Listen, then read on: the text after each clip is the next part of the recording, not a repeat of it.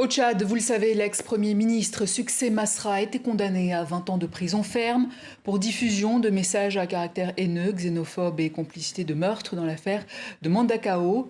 On en parle avec Belleri Atomini. Bonsoir. Bonsoir, madame. Vous êtes directeur de cabinet du président du parti Les Transformateurs, Succès Masra.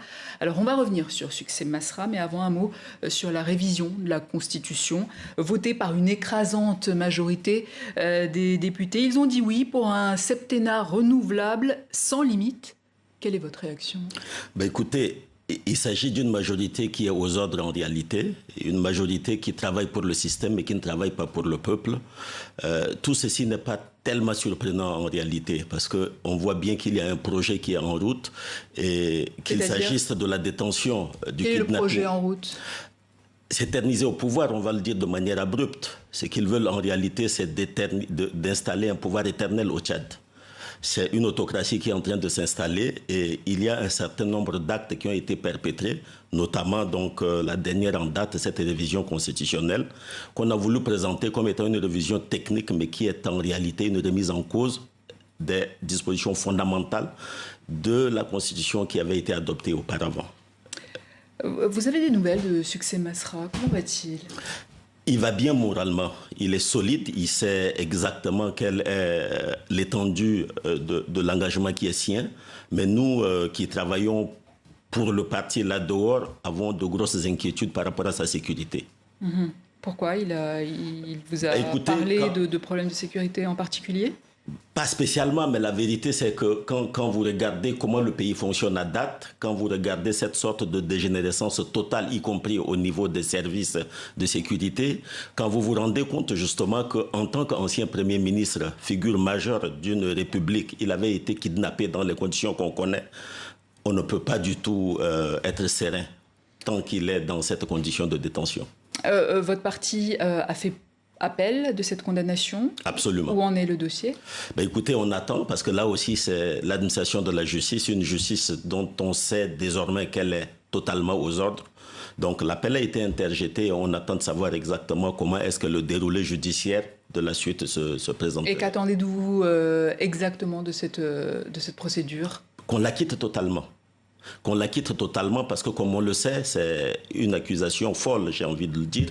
C'est un dossier creux, il est totalement vide et on ne voit pas comment est-ce qu'on aboutirait à autre chose qu'un acquittement total.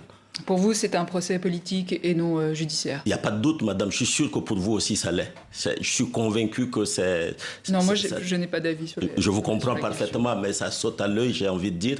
Le procès est totalement politique et toute la procédure telle qu'elle a été suivie à date le démontre à suffisance. Alors, vous dites que c'est un procès politique et qu'il faut trouver des solutions politiques. Qu'est-ce que ça veut dire concrètement?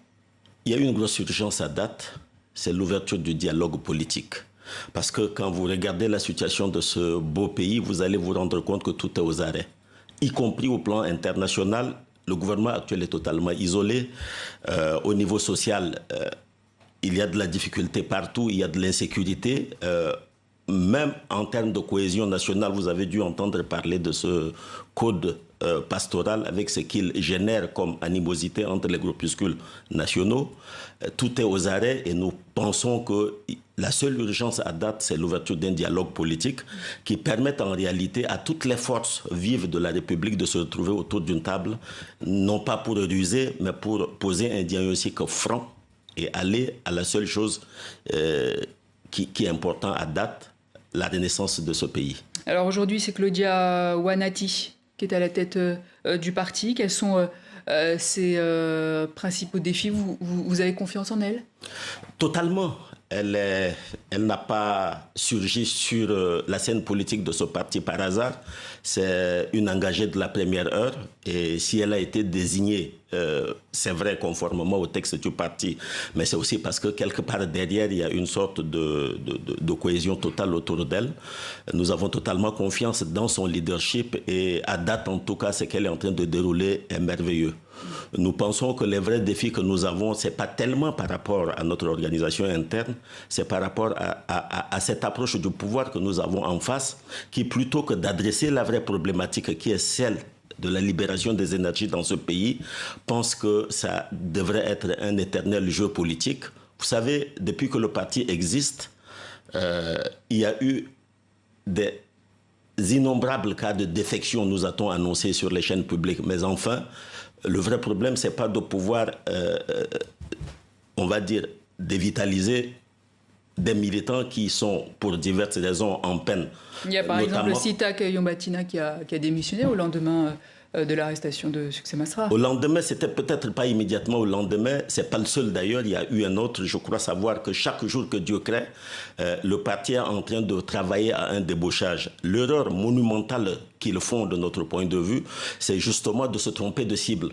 Parce que tant que le problème de fond qui maintient ce peuple debout aujourd'hui, tant que le problème de fond qui a poussé à cette conscientisation qui porte les transformateurs n'est pas réglé, c'est pas en débauchant de manière anecdotique des personnes qu'on ferait tomber la dynamique actuelle au niveau national.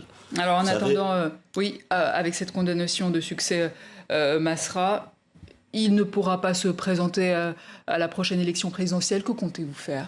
C'est bien cela l'agenda qu'ils ont de l'autre côté. On voit bien que le sujet, pour eux, ce n'est pas tellement une question d'attiser de la haine.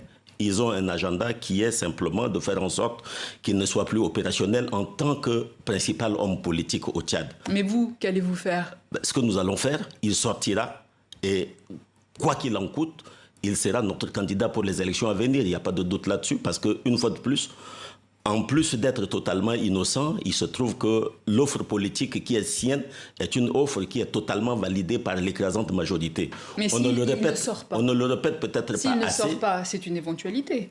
Qu'allez-vous faire?